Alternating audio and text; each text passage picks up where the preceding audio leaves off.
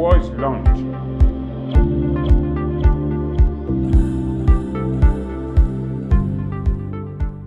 Good day, everyone.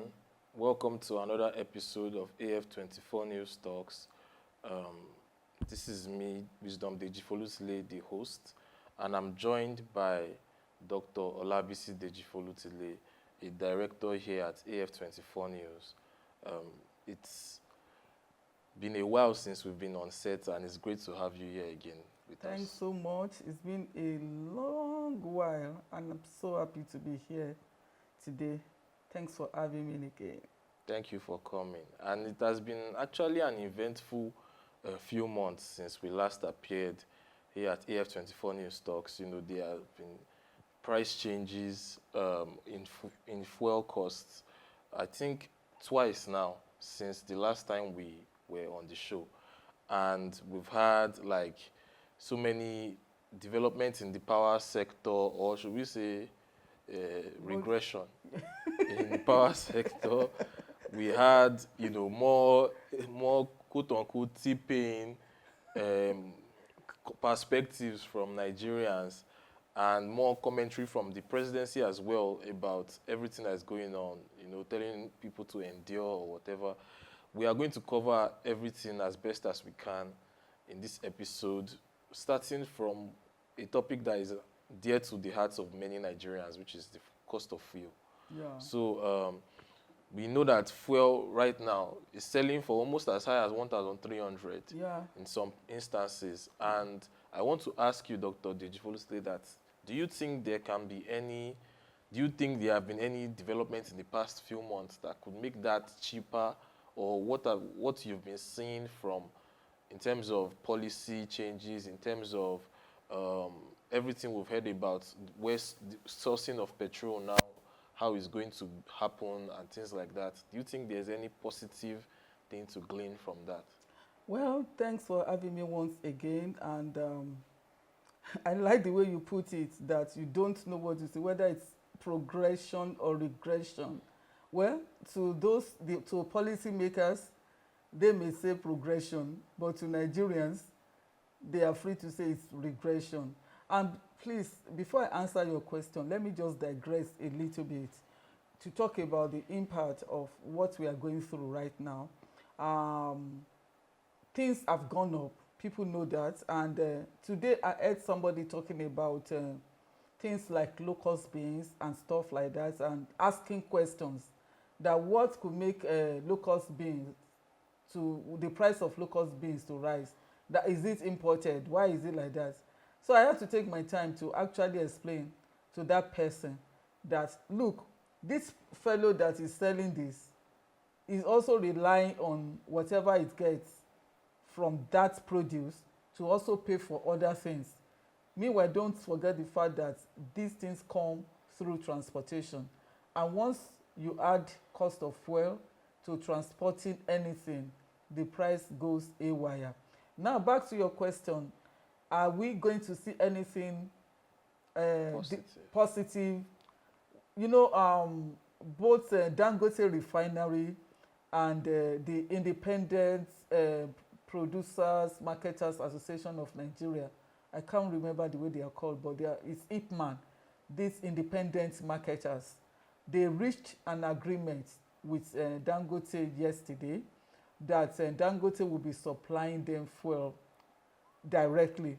You know, the argument before now was that they threatened that they wouldn't buy from Dangote Refinery because of the cost of intermediaries, which they claimed will have added to the cost of Dangote petrol and all of that. But the good news is that they reached an agreement yesterday.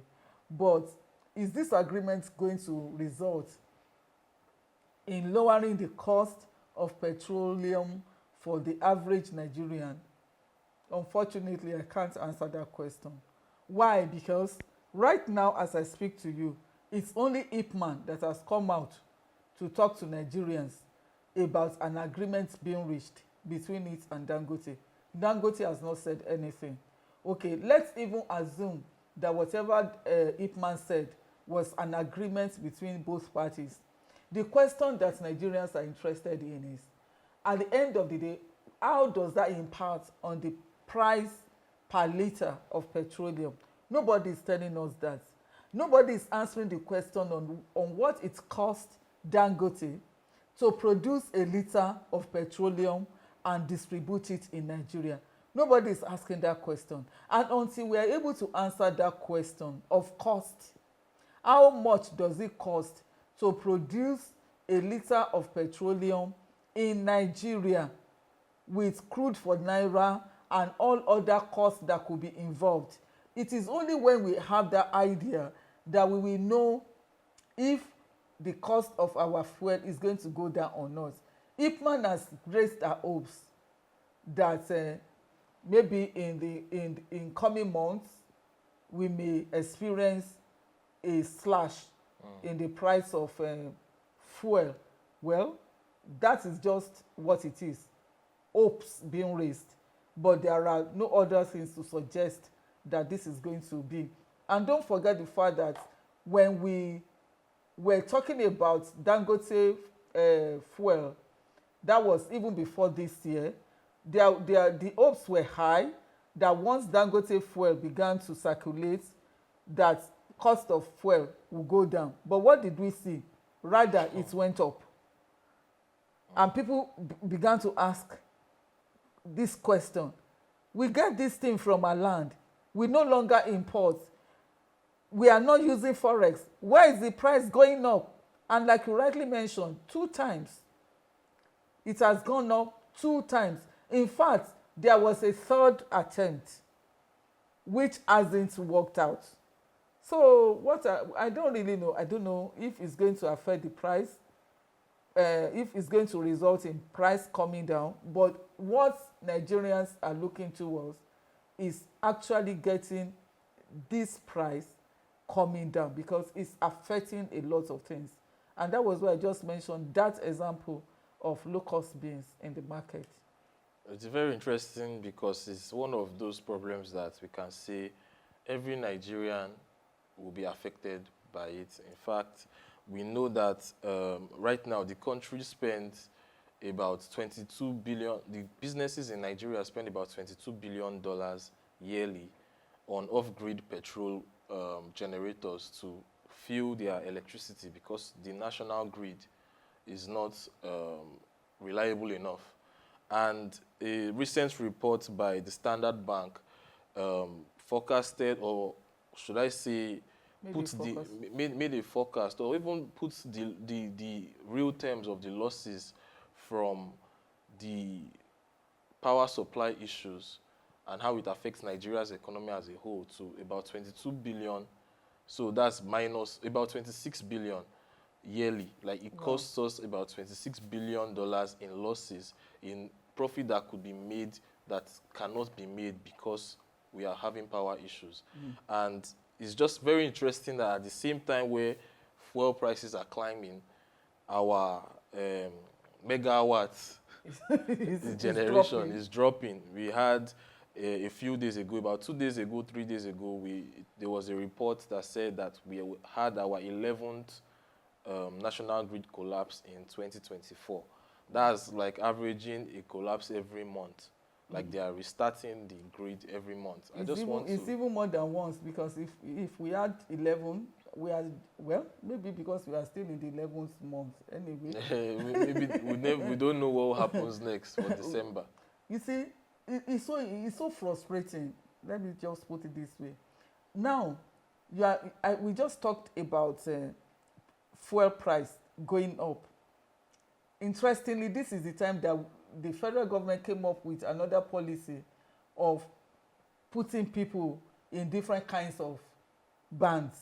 Meanwhile, remember that before that was done, we had experienced different kinds of increments in the pricing of electricity.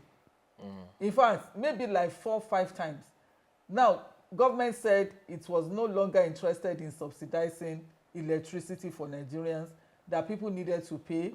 And it started by saying, okay, the richer should pay, or maybe I don't even know what they meant. But if you are on band A, you are expected to get a 24-hour or minimum 20. of 18 or 20. I think it was 20. Maybe, well, of power in a day. Now, is it not interesting that it was after that that the grids even now started collapsing?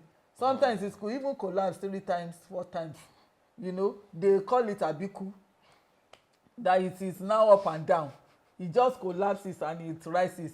And you know, the interesting thing is that the government now came up to say that we will still experience more grid collapse.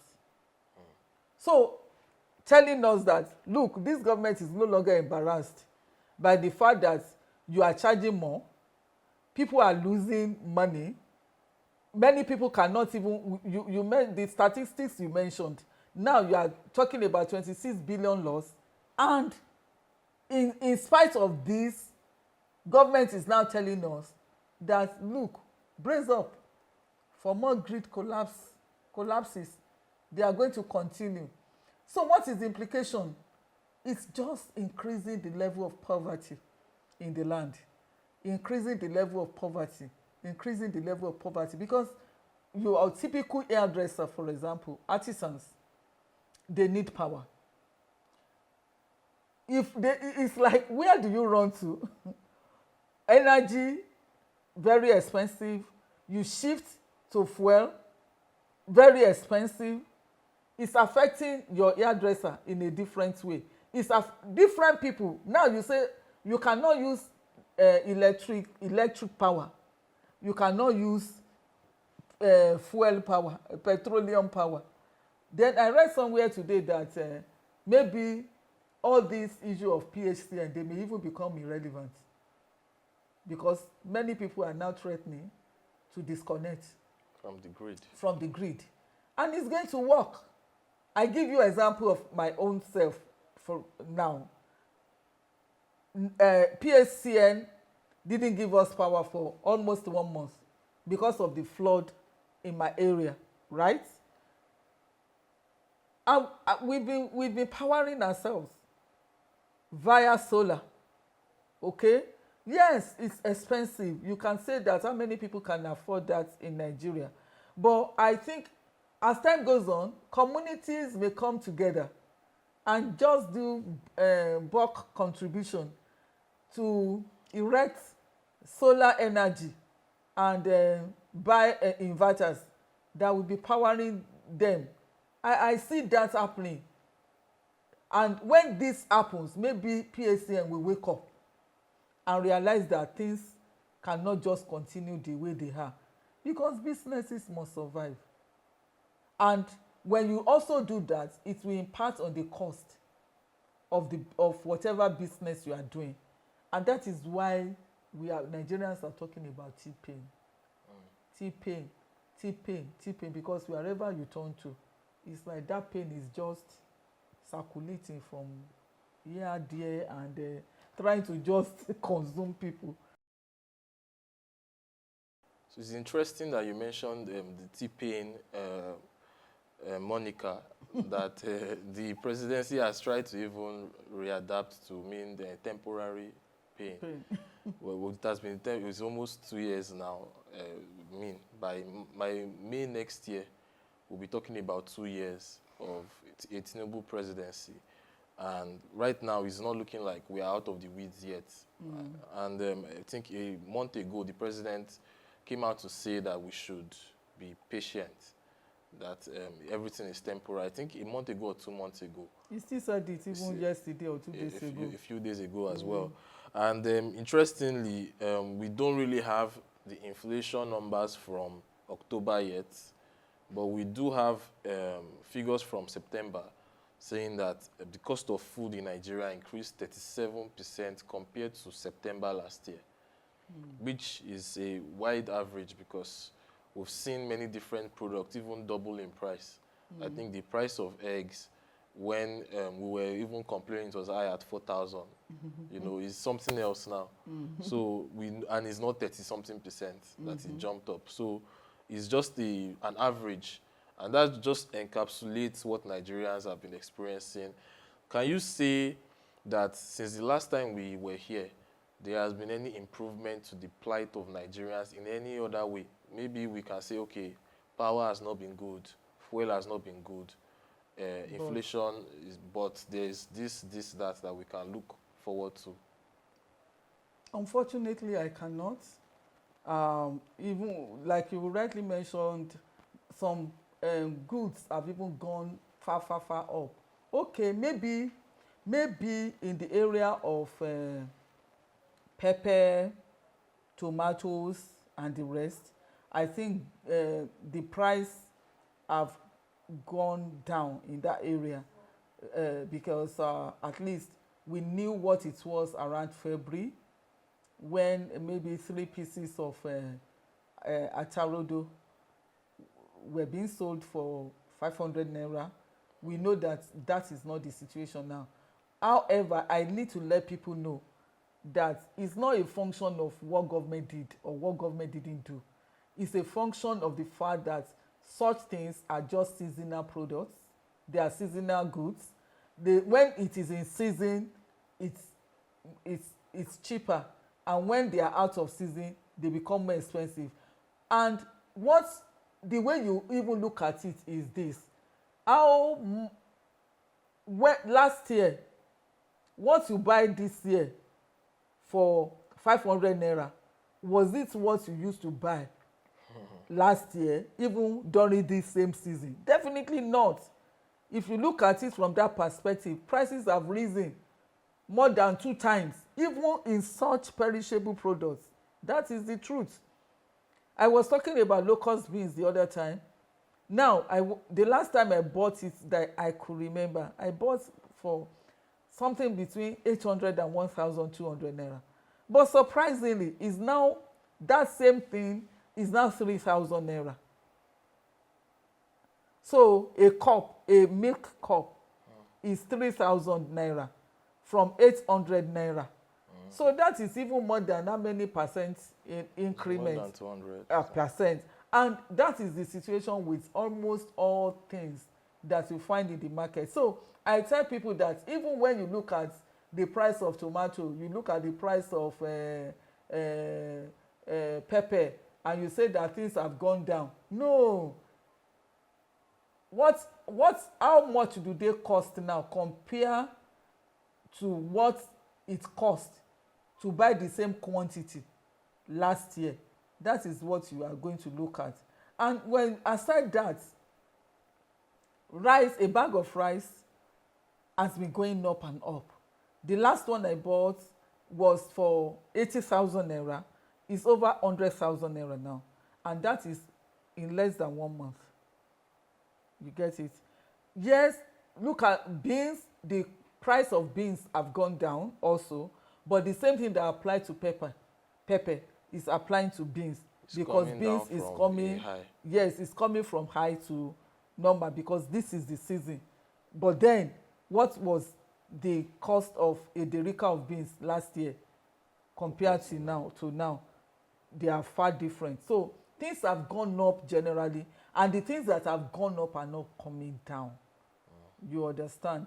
And really, I do not see the hope in horizon for Nigerians in terms of expenses right now, because the things that drive this thing is fuel plays a very major role when it comes to transportation. And once the cost of fuel keeps going up, you cannot see the prices of goods coming down, because it needs transportation. Apart from that, the people that are doing this business, they also need money to also take care of other aspects of their lives. Let's look at it this way. You send your child to school. The cost of transporting children from school now has gone up. Schools have increased that.